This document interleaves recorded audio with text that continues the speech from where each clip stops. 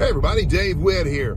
You know, I put out a lot of information and a lot of teaching about real estate and talk about how great real estate is and what a great profession it is and how you can make money. But a lot of other people do that too, but I want to share with you just for a couple seconds why it's not all roses and sunshine. Sometimes things blow up in your face and it gets ugly, and it makes you doubt for a second what you're doing. And just a case in point, the other day, I'm down in Mexico on a vacation for a week, and there was a tropical storm came through Florida. It's a very small one, just barely even a tropical storm, but it put out a lot of rain. And one of my tenants had a leak in her house.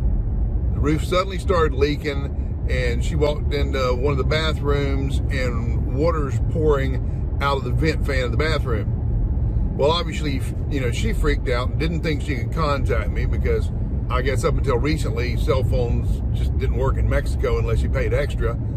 And so she called a friend of hers who came over and took a tarp and nailed the tarp down and sandbagged it down on the roof over this one little vent that was sticking up through the roof. The vent's probably an area, I don't know, 6 by 6, you know, 6 inches by 6 inches.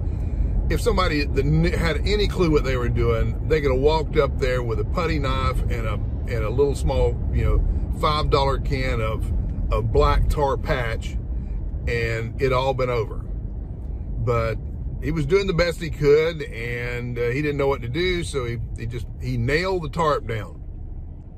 So instead of having me paying somebody maybe 50 bucks, 60 bucks to get up there and do that, he created a situation where I had to pay a roofing company $1,000 to pull up an area probably 8 foot by 8 foot and replace all the shingles because of all the nail holes that he put in through the shingles in the roof.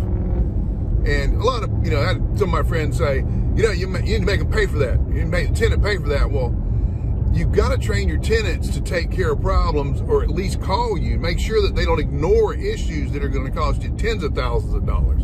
If she'd let that go and destroyed the entire ceiling in that bathroom, then it would have been a much more expensive fix than that. But, you know, did it suck? Yes, it sucked. Did it cost me $1,000? Yes, it did. Did I make her pay for it? No.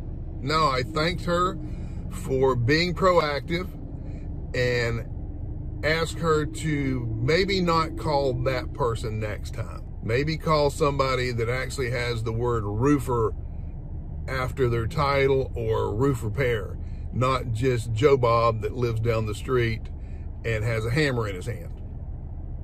But just want to share that with you, because sometimes we make it out like everything's all roses and sunshine and it's just money pouring into our pockets and you're laughing all the way to the bank. But a lot of times real estate can get tough, and you've got to be prepared for that, and you've got to be willing to take the hit and just put your head down and keep going, because it all will work out in the end. You will make money in the end, but it's just these little speed bumps that slow you down and can really derail you if you let them.